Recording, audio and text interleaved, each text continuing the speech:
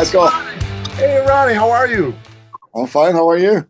Doing great, doing great. Man, I miss you, buddy. How are you, man? Thanks, the same. I'm in Spain right now, in southern Spain. Are you really?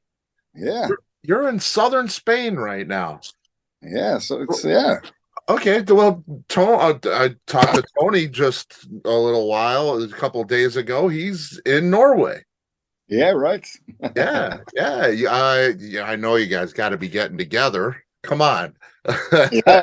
Oh, yeah. We are working on stuff, so Cool. that's definitely cool. Yeah, that's great. He put up a post a day or two ago, and kind of cryptic, not giving away too much, but he said things Yeah, are great in the TNT camp. And yeah, that's great to hear. yeah. Feels pretty good. Yeah, it's awesome, man. And I know last time we talked, you wanted to do, for the anniversary, you wanted to do a tour of the US. Yeah, I would love to do that at some point. I think there are maybe some offers coming in for next year. Yeah. So that would be great to get back on American soil. Yeah, for sure. We miss you, man. And you got big festivals coming up too. Yeah, it's going good. It's they're pretty huge, yeah, with the good old bands, the big ones, Yeah. Sweden Rock with Iron Maiden, and we do festival with Motley Crue and Def Leppard. Yeah, that's great. That's great. That's great. What are you doing in Spain? You recording? I'm writing some new music, and I brought my daughter, so we have some days of vacation together. Very So, nice. yeah. No, that's awesome, man. Yeah, I love Spain. I was in Cordoba and that the area with Madrid, and Yeah, right. it's just beautiful. It's awesome. Yeah, Yeah. looks like nice weather.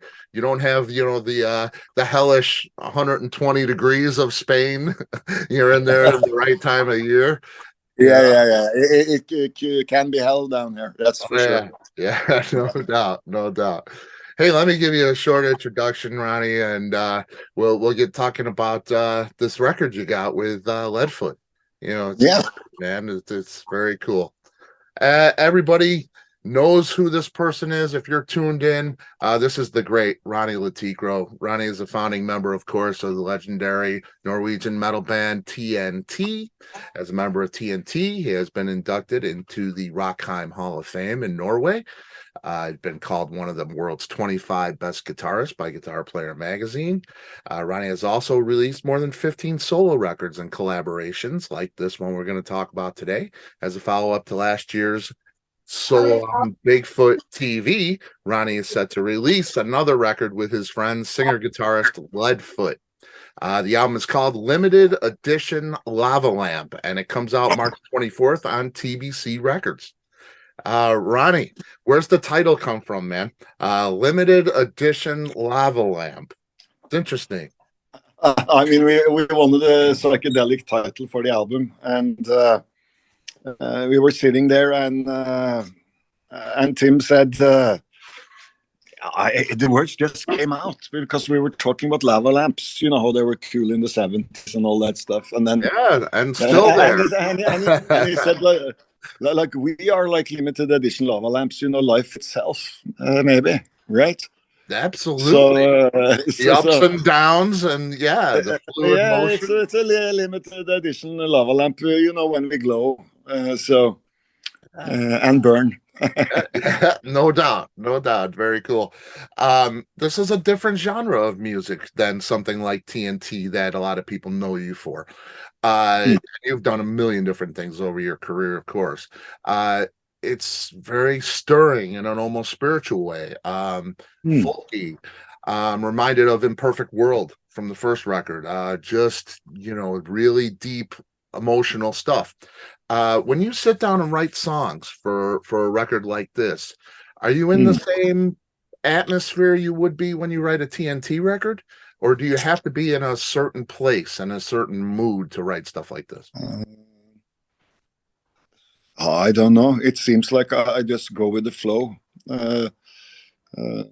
it's like at my age now, it's a gift when new ideas keeps coming, right? So I try to grab them, but then I try to separate them. Some stuff fits maybe the TNT genre, and then I realized that this song is not TNT stuff. This is deeper, maybe, or darker, or something like that. So I would say definitely I'm in a different state of mind when I do both my solo albums and collaborations with like Ledfoot, which is a very gothic, dark guy.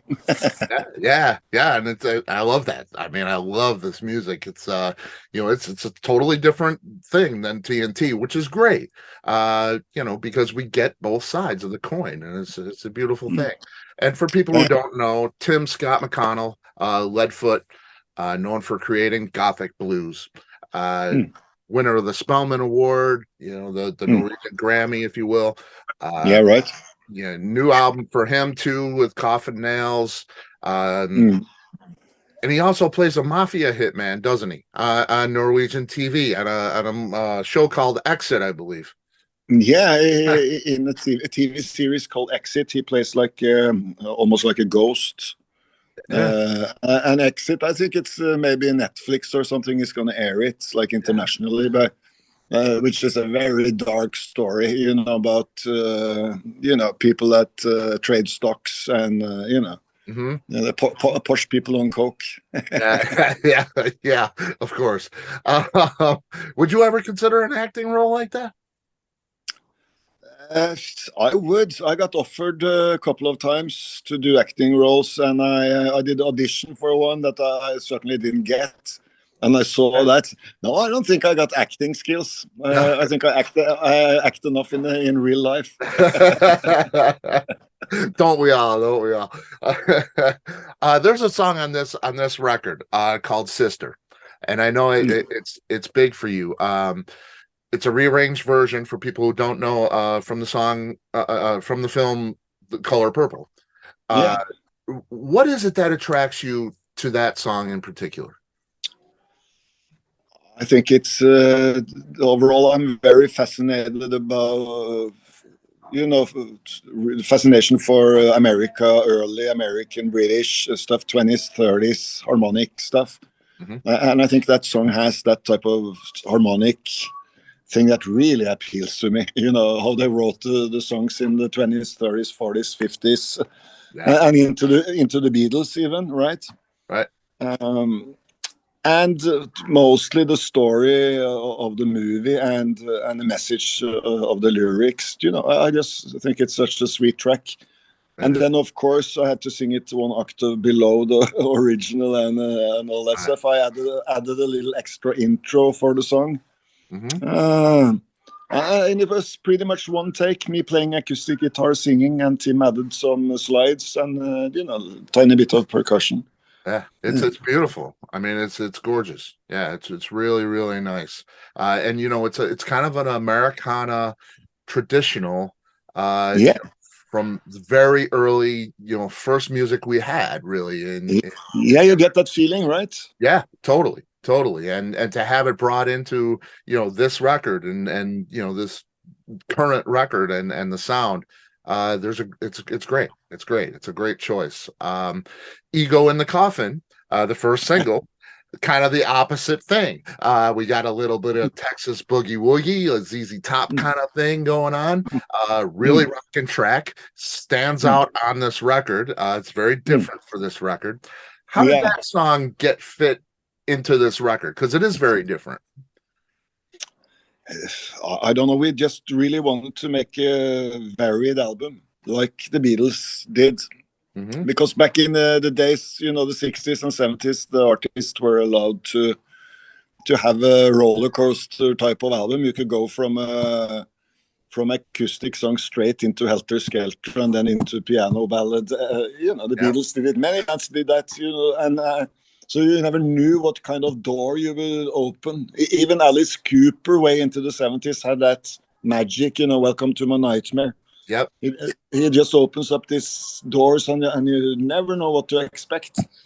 So And we wanted to, you know, try to push the limit for that, because obviously now people like to maybe have 10 tracks that's, you know, the same genre, style, rapping type of thing, right? Mhm. So we really want to push that thing. I mean, we're both at the age now that we have nothing to lose, you know, or just shit to gain by being like almost cocky about the choice of material, right? Yeah, yeah, and that's great because we get stuff that we wouldn't normally get. You know, it's not cookie cutter. You know, I mean, it's something different, which is very difficult to do these days. Yeah. You know, this is a great different record for sure. And you know, like you say, going from a piano ballad to a you know something a little heavier, and just the flow of a record much like a lava lamp, you know, it has that nice flow. This is very much like that. You know, you don't know what to expect, and it's fun. It's an adventure. That's not easy to do. You know, it's really not. Thank you, sir. Yeah, it's great. What's the biggest difference you think from the first record you did, you know, Death Divine, the Leadfoot Ronnie Le Tekro record? Is it different for you this time around?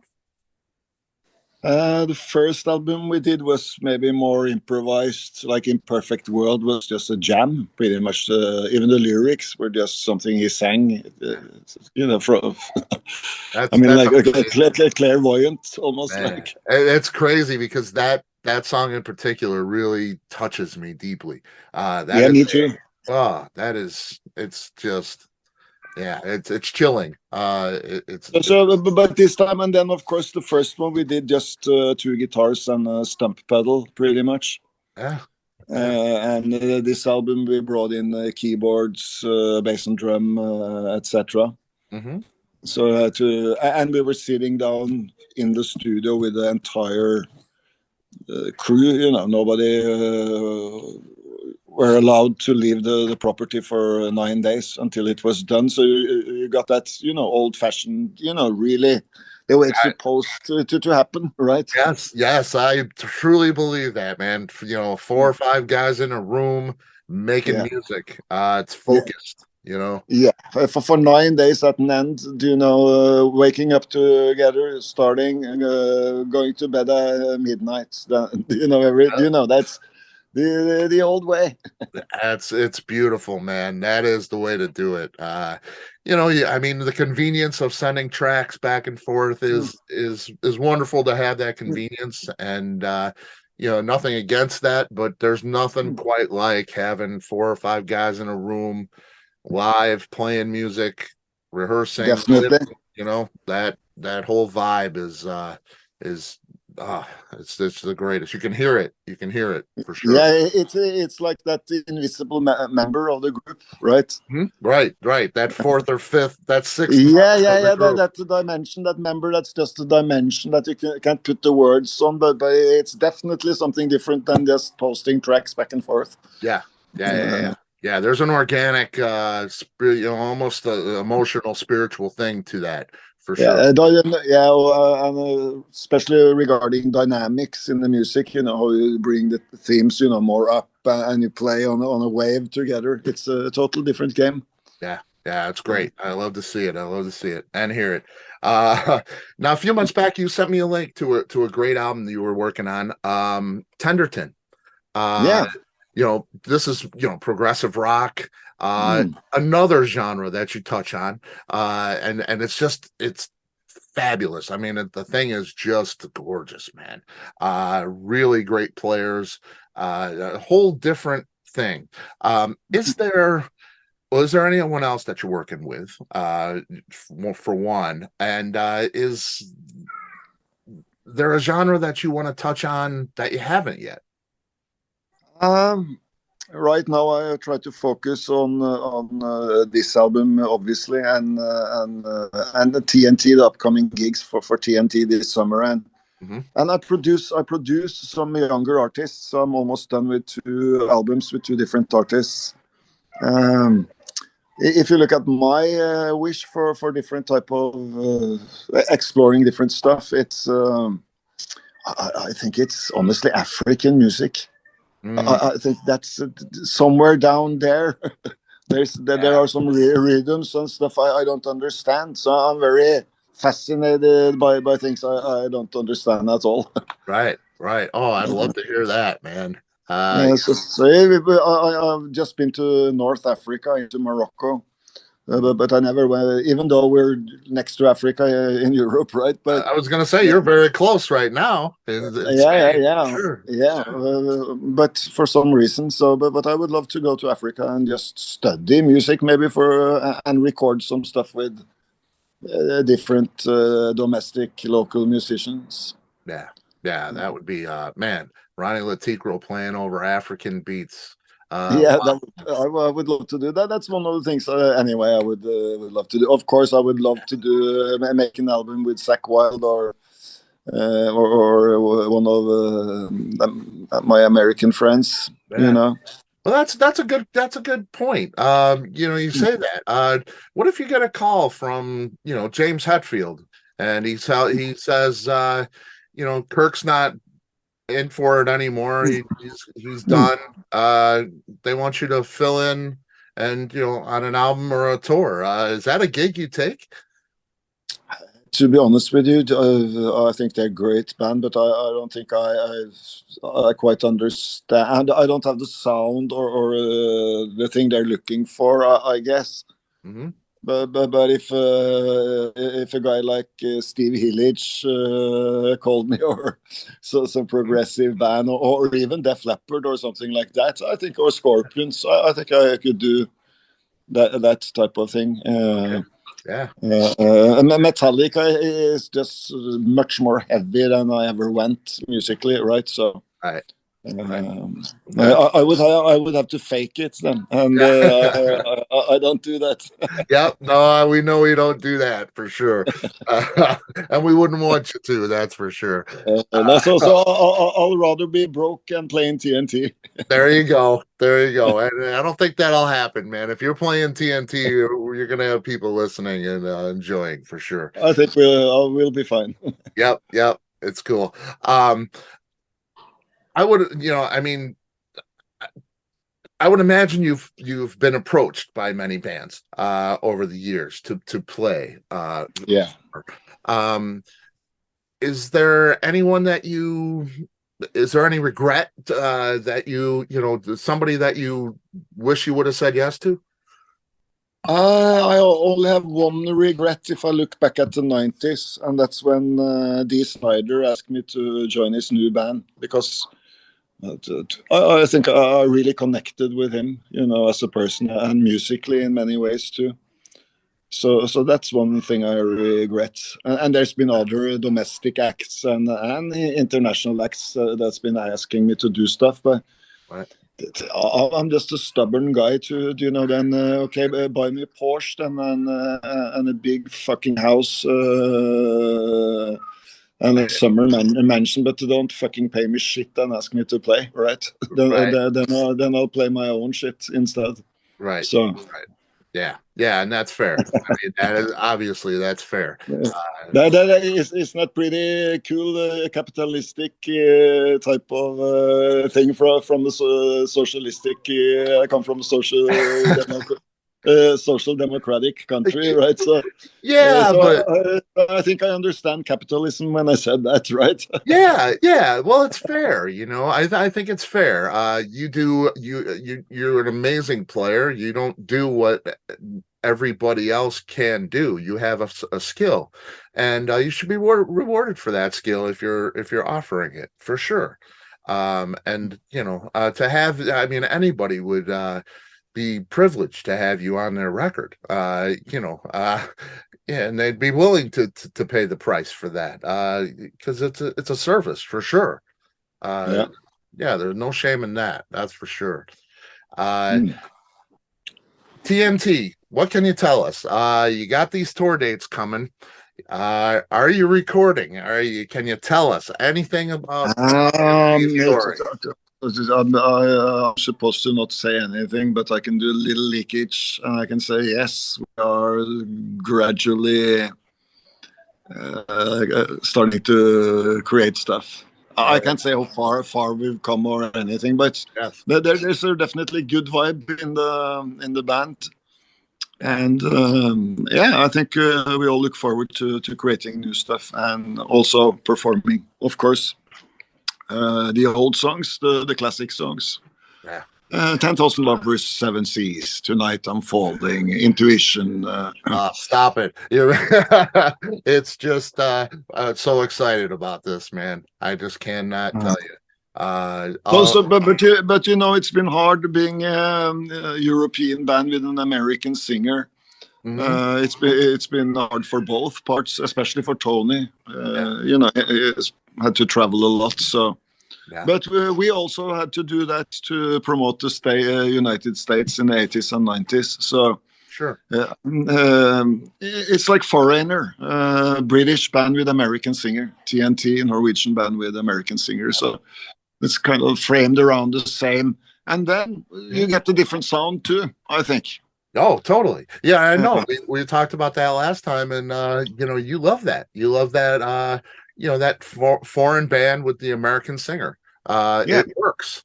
You know, Ronnie James Dio with Rainbow. You know, there's many examples. Why do you think that? Why do you think that works? What is it about that works so well? I think especially for hard rock. I mean, Europe. I mean, not to say something stupid, but I think Europe was maybe in the front of creating what we know now as hard rock, right? With Zeppelin, Sabbath, and all that stuff. Sure.